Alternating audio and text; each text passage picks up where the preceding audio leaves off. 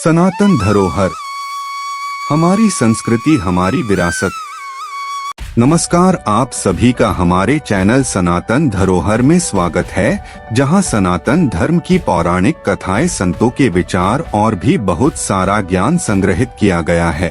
अगर आप इस चैनल पे नए हैं तो चैनल को सब्सक्राइब करें और वीडियो को लाइक और शेयर करें। दोस्तों, शिव पुराण में मनुष्यों के मुक्ति के लिए कई मार्ग बताए गए हैं। साथ ही कहा गया है कि कुछ ऐसे कर्म हैं जो जाने अनजाने ही मनुष्य को पाप के भागी बनाते हैं। इसलिए मनुष्य को अपने कर्मों का ध्यान रखना चाहिए। कुछ तो ऐसे कर्म हैं जिनसे शिवजी बड़े नाराज होते हैं और ऐसे कर्म करने वाले को पाप से मुक्ति नहीं मिलती है और पाप कर्मों के भागी होने के कारण इन्हें नरक में जाना पड़ता है। हमारे धर्म शास्त्रों में मनुष्य के कार्य और व्यवहार से जुड़ी अच्छी बुरी बातों और पाप पुण्य के बारे में विस्तार से बताया गया है। शिव पुराण में मनुष्य के आचरण से जुड़ी ऐसी बातें बताई गई हैं और इन्हें पाप के तुल्य माना गया है। शिव पुराण के अनुसार इनमें से कोई एक कार्य करने पर भी वह स्त्री या पुरुष पाप का भागीदार माना जाता है। ऐसा व्यक्ति हमेशा ही शिव के कोप का भाजन होगा और कभी भी सुखी जीवन व्यतीत नहीं कर सकता। यहाँ तक कि आप अपने मस्तिष्क में जो सोच रहे होते हैं वह भी भगवान से छुपा नहीं है।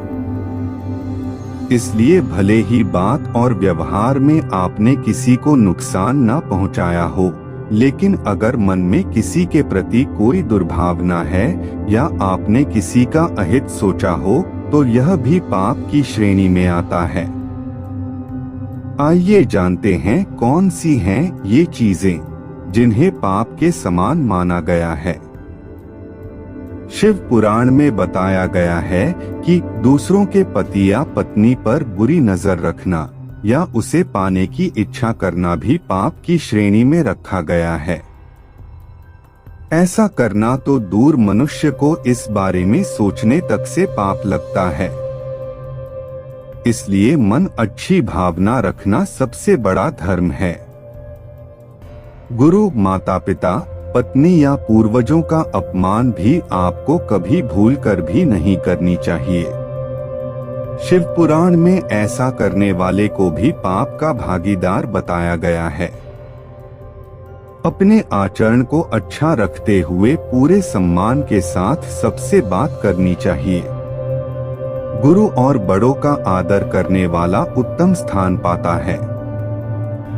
शिव पुराण में बताया गया है कि शराब पीना, गुरु की पत्नी पर नजर रखना, दान की हुई चीजें या धन वापस लेना महापाप हैं। ऐसे पाप करने वाले को भगवान शिव कभी भी क्षमा नहीं करते। इसलिए ऐसे कर्मों से मनुष्यों को दूर रहना चाहिए।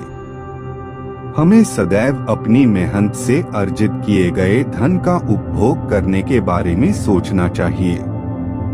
दूसरों का धन अपना बनाने की चाह रखना भी भगवान शिव की नजर में अक्षम्य अपराध और पाप है। दूसरे के धन पर अधिकार करना और उसे पाने की चाहत रखना भी मनुष्य को नरक में ले जाता है। गलत तरीके से दूसरे की संपत्ति हड़पना, ब्राह्मण के घर या मंदिर की चीजें चुराना या गलत तरीके से हथियाना भी पाप माना जाता है। ऐसा करना तो दूर, मन में विचार भी नहीं लाना चाहिए। किसी भोले भाले और निरपराध इंसान को कष्ट देना, उसे नुकसान पहुंचाने या धन संपत्ति लूटने या उसके लिए बाधाएं पैदा करने की योजना बनाना या ऐसी सोच रखना भगवान शिव की नजरों में हर हाल में माफी न देने योग्य पाप है। शिव पुराण के अनुसार जिस प्रकार आप किसी का बुरा नहीं करने के बावजूद उसके लिए बुरी सोच रखने के कारण भी पाप के हकदार और दंड की श्रेणी में आ जाते हैं, उसी प्रकार भले ही आपने अपने कार्य से किसी का बुरा ना किया हो, लेकिन आपकी बोली अक्षम्य पापों का हकदार भी बना सकती है। यानी किसी के लिए अपशब्द का प्रयोग न करें और किसी से ऐसी बात न बोलें जिससे उसे मानसिक कष्ट हो। किसी गर्भवती महिला या मासिक के दौरान किसी महिला को कटु वचन कहना या अपनी बातों से उनका दिल दुखाना शिवजी की नजरों में अक्षम्य अपराध और पाप है। गर्भवती महिलाओं का दिल बहुत कमजोर होता है। ऐसी हालत में उनसे कोई भी ऐसी बात नहीं करनी चाहिए जिससे उनका दिल दुखे। इससे उसके होने वाले बच्चे पर भी बुरा असर पड़ सकता है। ऐसे समय में किसी महिला से बुरा व्यवहार करने पर दोहरे पाप के भागी बनते हैं। आपको यह वीडियो कैसा लगा हमें कमेंट करके जरूर बताएं। तो मिलते हैं अगले वीडियो में। पर इससे पहले अगर आपने अभी तक चैनल को सब्सक्राइब नहीं किया है तो पहले सब्सक्राइब करें ताकि इस तरह की और भी जानकारी जब भी चैनल पे अपलोड हो तो सबसे पहले आप तक पहुंच सके।